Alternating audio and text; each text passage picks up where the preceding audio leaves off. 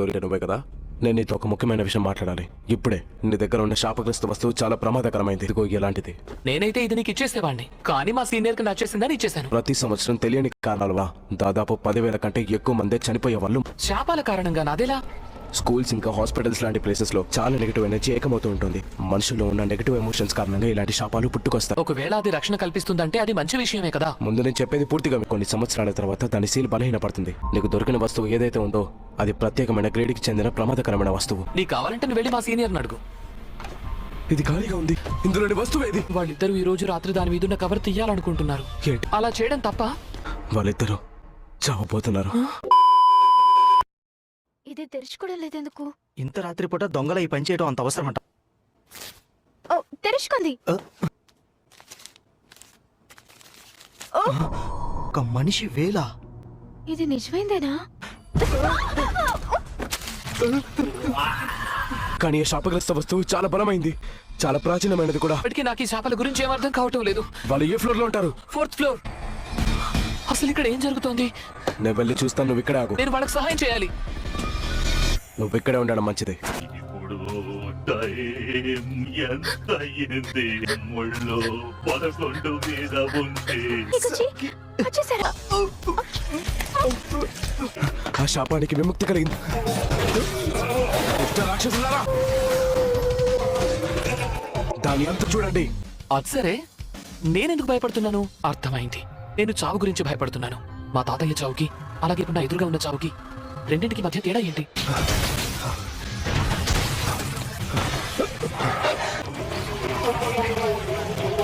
ఓరి నాయుడు, శాపగ్రస్త వస్తువుతో పాటు అమ్మాయిని కూడా మింగేశాను.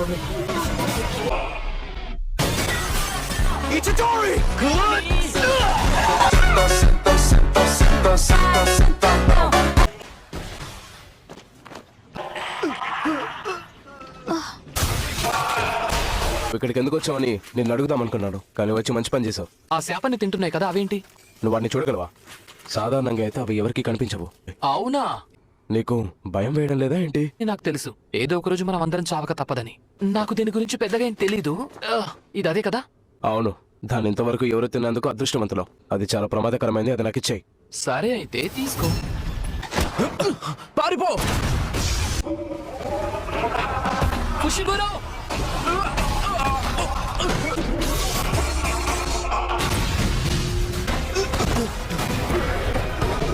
దేవుడా, ఏం చేయాలో అర్థం కావట్లేదే. వాళ్ళని తీసుకొని ఇక్కడి నుంచి వెళ్ళిపోవాలి. నేను ఇక్కడి నుంచి వెళ్ళిపోతే నువ్వు చచ్చిపోతావు.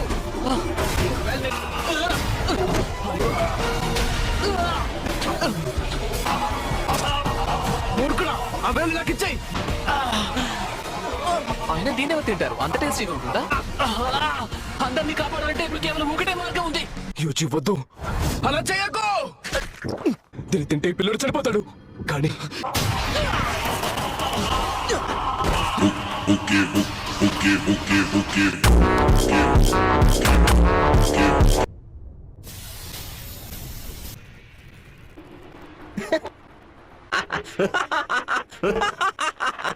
వెలుగు యొక్క అసలైన మజా శరీరంలోనే ఉంటుందని.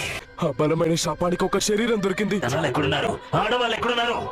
నరసంహారం జరుగుతుంది.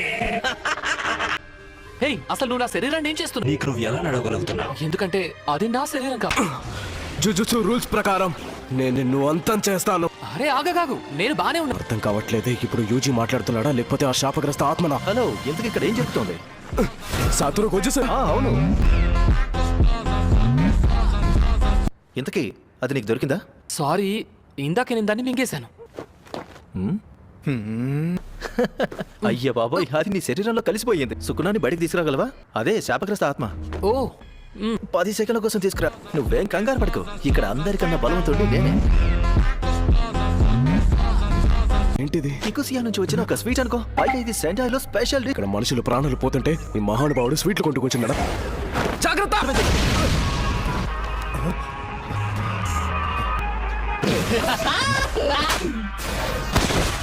నా స్టూడెంట్ చూస్తున్నాడు, మరి నేను నా ప్రతాపం చూపించాల్సిందే కదా. అతను చాలా వేగంగా ఉన్నాడు, కానీ నాకన్నా ఎక్కువ కాదు. జుజుత్సు మ్యూజిషియన్స్ మాత్రం ఎప్పుడు ఇబ్బంది పెడుతూనే ఉంటారు, కానీ నన్ను ఎదిరించడం అంత తేలిక కాదు. నీ సమయం ఇంతటితో పూర్తయింది. అబ్బా మళ్ళీ నా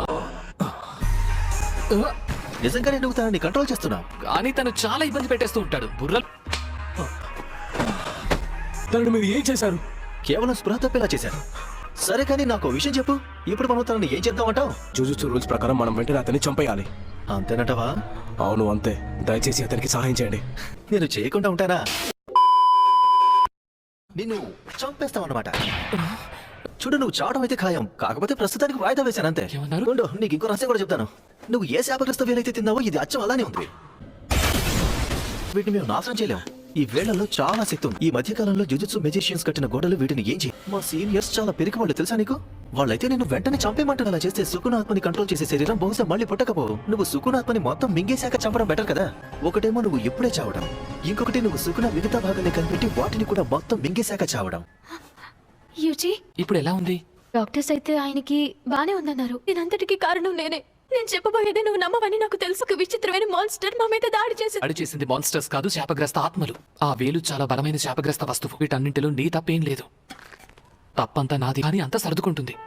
రేపు ఒకరు వస్తారు, తను ఎగుచేసరికి న్యాయం చేయగలరు. అర్జెంట్ పని మీద నేను కాస్త బయటకు వెళ్ళాలి.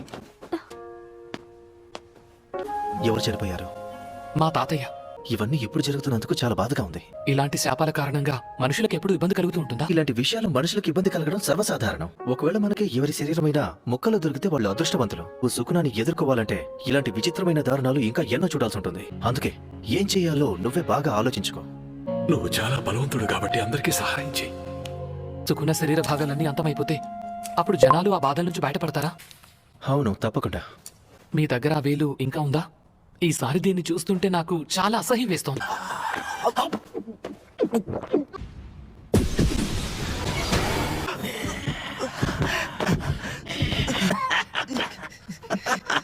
నాకు అసహ్యంగా నవ్వొస్తుంది. ఇలాంటి ప్రతిభ ఉన్న మనిషిని 1000 సంవత్సరాల్లో ఎవరు చూసుంటారు. ఏమైనా తేడాగా? నువ్వు ఖచ్చితంగా నిర్ణయించుకున్నావు అన్నమాట. నేను సుకునాని ఆపి తీరాలి. నేను సుకునావి అన్ని వేళ్ళు మింగేస్తాను. అప్పుడు చూద్దాం ఏం జరుగుతుందో. ఇది కదా నాకు కావాల్సిందే. నీలాంటి వాళ్ళంటే నాకు చాలా ఇష్టం. మనం ఎక్కడికైనా వెళ్తున్నావా? షిగురో వస్తున్నారా? ఫేస్ డిజైన్ మారిపోతే మస్తుగా ఉన్నానా? మనం టోక్యో మెట్రోపాలిటన్ కి వెళ్తున్నాము. Jujutsu technical high school. మనం కొండలో చాలా లోపలికి వెళ్తున్నాం. ఖచ్చితంగా ఇది టోక్యోనే కదా? జుజుత్సు మ్యాజిక్ నేర్పించే స్కూల్స్ ప్రపంచంలో కేవలం 2 ఉన్నాయి. చాలా మంది జుజుత్సు మెజిషియన్స్ చదువు అయిపోయాక దీన్ని బేస్ లో వాడతారు. అదంతా వదిలే. కాసేపట్లో ప్రిన్సిపల్ నిన్ను ఇంటర్వ్యూ చేస్తారు. నువ్వేమన్నా తప్పు చేసావనుకో నీకు అడ్మిషన్ కూడా ఇవ్వరు. వెంటనే వాళ్ళని చంపేస్తారా? ఎవరి స్థానమైన వాళ్ళ బలాన్ని చూసి నిర్ధారించాలి. అప్పుడప్పుడు ఇలా బయటకు వచ్చేస్తూ ఉంటాడు. ఎందుకంటే నీ శరీరం అంత ఇంట్రెస్టింగ్ గా ఉంది. మరి తన శరీరాన్ని వశపరుచుకున్నాక అందరికన్నా ముందు నేను నిన్నే చంపుతాను.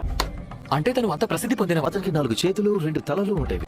అప్పుడు జుజుత్సులకి బంగారు శకం. అప్పుడే తనకి సుకునా అనే పేరు పెట్టారు. మేము తన సమాధిని కూడా నాశనం చేయలేకపోయాం. ఎక్కువ బలం ఎవరికి ఉంది, మీకా లేక తనకా? సుకునాకి తన శక్తులు తిరిగి వచ్చాయంటే అంటే మీరు ఓడిపోతారా? అలా ఎప్పటికీ జరగదు. నువ్వు లేట్ గా వచ్చావు సాతోరు. ఆలస్యంగా వచ్చినందుకు నేను నిన్నేమనలేను. ఈ ముసలోడు బొమ్మలు తయారు చేస్తున్నాడేంటి? ఎలాగో మీరు 8 నిమిషాల నుండి బొమ్మలే తయారు చేస్తున్నారు కదా, ఎప్పుడొస్తే ఏంటి చెప్పండి. యూజీ ఇతాదోరి. నాకు జెనిఫర్ లారెన్స్ లాంటి అమ్మాయిలంటే ఇష్టం. నువ్వు ఇక్కడికి ఎందుకు వచ్చావు? జుజుత్సు నేర్చుకోవడానికి. నా నేర్చుకున్న తర్వాత ఏం చేస్తావు? సుకునావి అన్ని వేళ్లను వెతికి పట్టుకుంటాను. అవి కేవలం మనుషుల ప్రాణాలు కాపాడాలనుకుంటున్నాను. నువ్వు ఫెయిల్ అయిపోయావు. ఓ నాయనో, ఇవి ఏంటిది? నిజంగానే బొమ్మలా? నువ్వు సరైన సమాధానం చెప్పేంత వరకు నేను దాడి చేస్తూనే ఉంటాను. ఇది నా ఫ్యామిలీ మెంబర్ కోరిన చివరి కోరిక.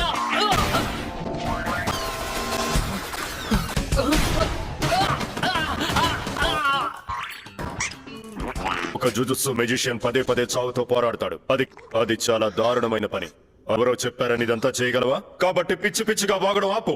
ఆపుతారా? నేను అంటే- నిజం చెప్పాలంటే మీరు చాలా దారుణంగా మాట్లాడుతున్నారు సార్.